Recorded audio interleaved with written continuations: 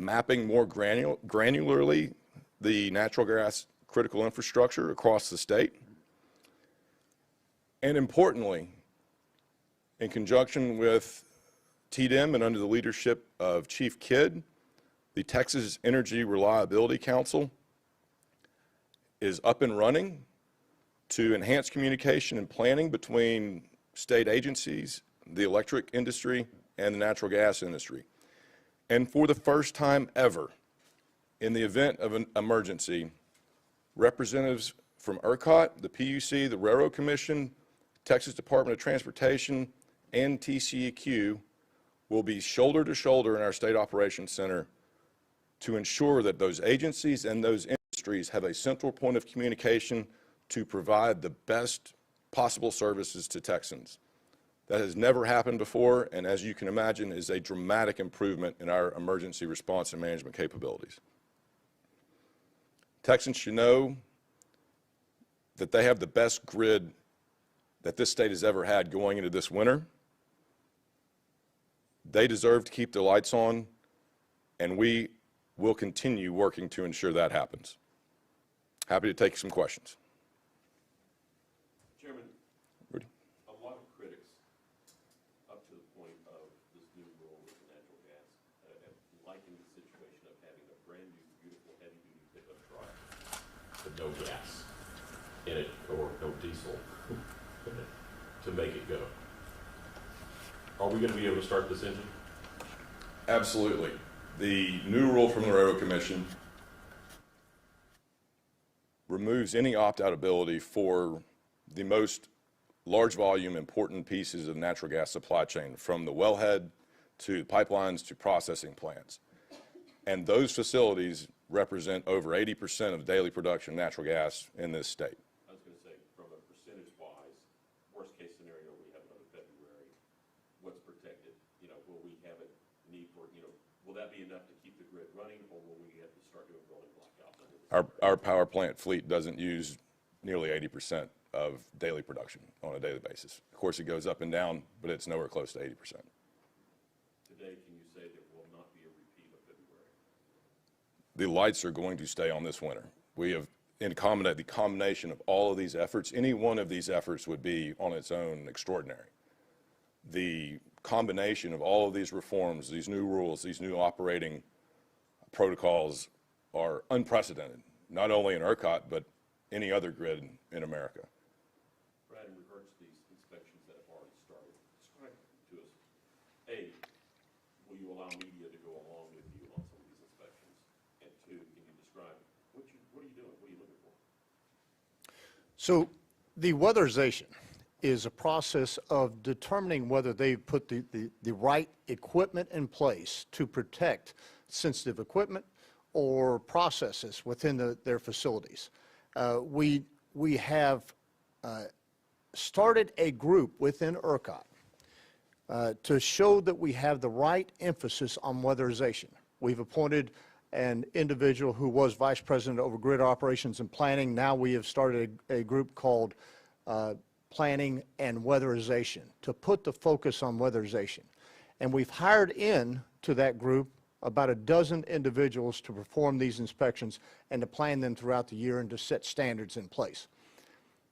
Those 12 individuals also have brought in 2 large firms, contracting firms that have specific experience on weatherization of power plants, how it should be done, what are the right processes, and the best practices. So as we go into these power plants, what we'd be looking for is, for example, have they put wind breaks around the right facilities to make sure that a wind chill doesn't cause some problems with equipment? Have they put thermal blankets on the right types of equipment to make sure those thermal blankets keep those facilities warm?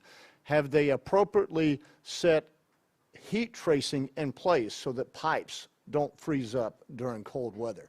They'll only be inspecting that type of equipment with the knowledge they have and the experience they have on these facilities. So far, our experience has been good. At each of the facilities, there's been a lot of cooperation by the generating companies. They have been very assistive to us They've made sure that they've walked through their processes and been able to show us each of the things that we wanted to see.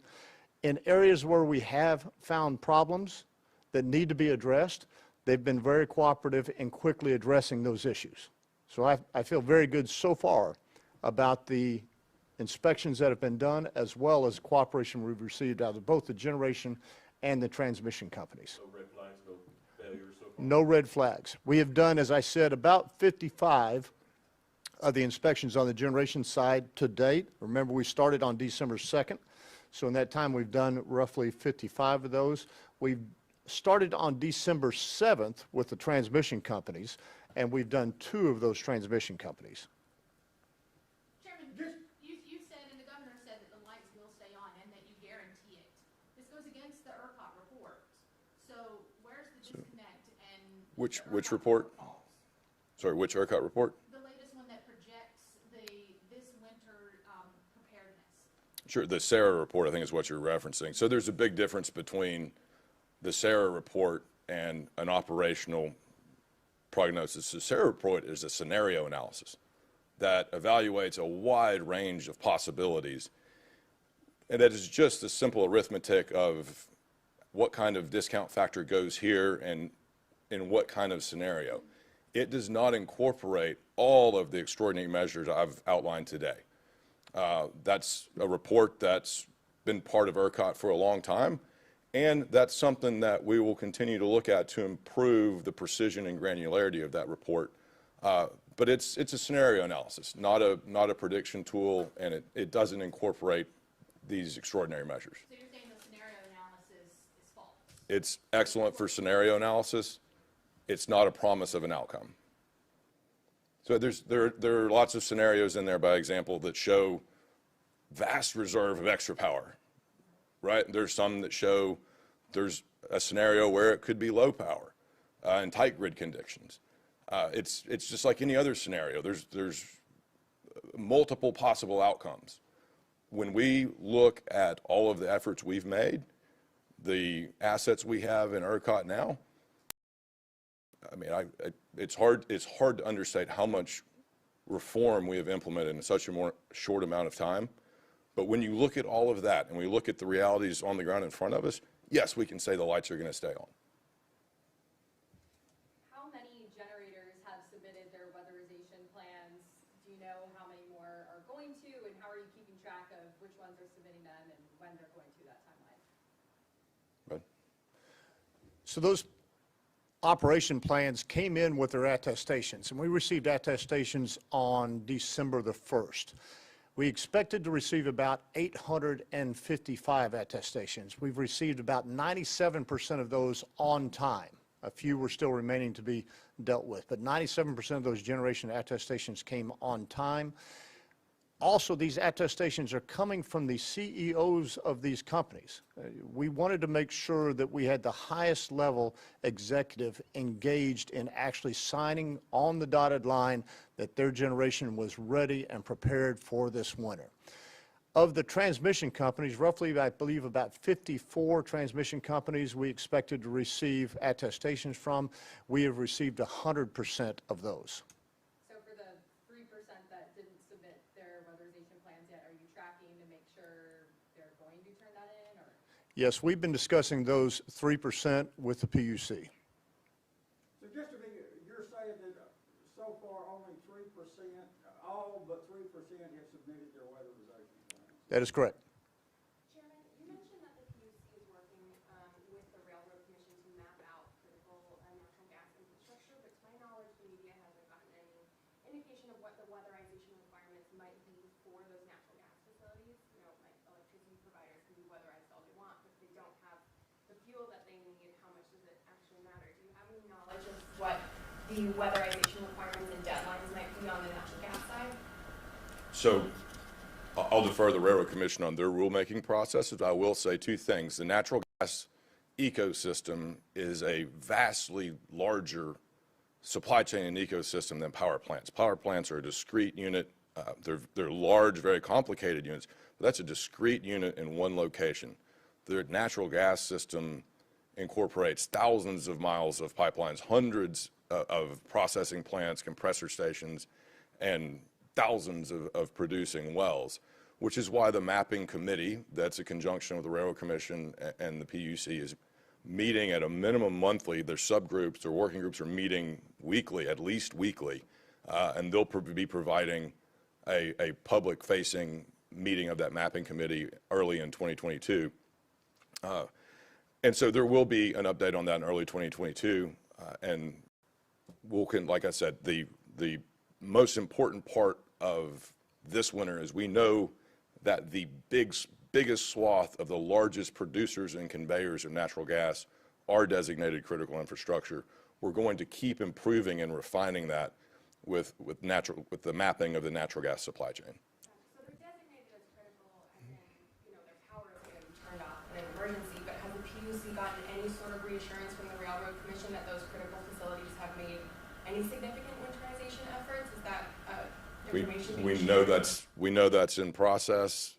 We have great communication with all members of the Railroad Commission. I meet with Commissioner Wright weekly, speak with Chairman Christian regularly, as well as Commissioner Craddock. So we've got great communication, and we are assured that's in process. Again, I'll defer to their agency for their specifics of their rulemaking. Is it safe to say, though, that the PUC is confident that those critical natural gas facilities in an emergency will still be able to supply the necessary natural gas? Yes, yes. That was a remarkable, again, that's a remarkable combination of work between both the Railroad Commission and the PUC, in addition to the natural gas industry and the electric industry. That's never, ever happened before. Chairman, I think what we're trying to get to is that a lot of pipelines froze up. Gas couldn't get to these facilities. Are we sure that these lines aren't going to freeze up again? And I guess that's maybe a question more for Brad, because that was the problem. So, yeah, we won't turn off the power, there'll be critical infrastructure, but still the lines froze up. What's going to keep them from freezing up again? There were lots of problems, to be clear. That's the key element of the Railroad Commission rule from last month, is that the biggest producers, conveyors of gas will keep the power on, and therefore have the power they need to ensure those that they can operate those facilities. That process is in place and will be implemented this winter. So I mean that covers over 80% of the daily production of gas in Texas. And if you remember, think about it. If you remember, the first problem we had last spring was that one of our transmission companies went from 11 critical natural gas facilities to over 800. So in many ways, that's an overabundance of caution, and we need to have a more fine-tuned designation of what is truly critical. What are the high volumes, so we can keep the most important ones on without overwhelming the system. Speaking of All right, that, we've got time for one more question, y'all. Speaking of that, Commissioner, you mentioned the transmission projects, and the governor has directed you to essentially direct ERCOT to build out the transmission projects. And these come with companies, they come with high costs, and they take a long time to develop. So what are you doing to get these, one, off the ground, and two, get these done in an expedited fashion?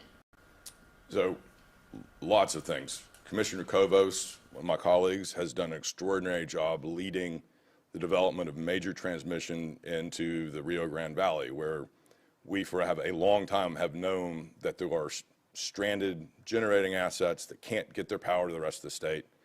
And so she quite simply took charge and cut through the red tape that had prevented that. And she ought to be commended for that. Commissioner Glodfelty has a vast amount of experience in the power transmission business, and he's taking a lead on transmission process planning at ERCOT. So there'll be improvement on the process side as well. And Commissioner McAdams has taken a lead on improving how we connect generators to the grid. So we're approaching the transmission problem from every angle. Each of my colleagues has done an excellent job taking on those leadership roles. And so yes, while big transmission projects take a long time to build, it's safe to say we've cut through more red tape and made more progress than we've ever seen at ERCOT before. Can you put that in a year's months, or do we not know? Years. When you add up all the different stages have been reduced by different amounts of time, absolutely years. And we're going to continue improving that process at ERCOT. So the next transmission project and the next one can be expedited with the appropriate checks and balances for costs and land use, et cetera, in place. But we're moving forward on the transmission the state needs. Do you know if the, You said the lights will. Thank you. You said the lights will stay on, but there were also concerns about, are there still concerns about water, which was also a huge problem? Hey, John, thank you. That's all we had time for today. Appreciate it. Okay, thank you very much, sir. I'll get you private, and I'll let you folks go.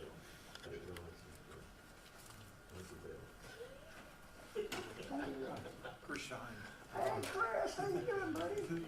Good. You know, heard your voice, immediately thought, looked up.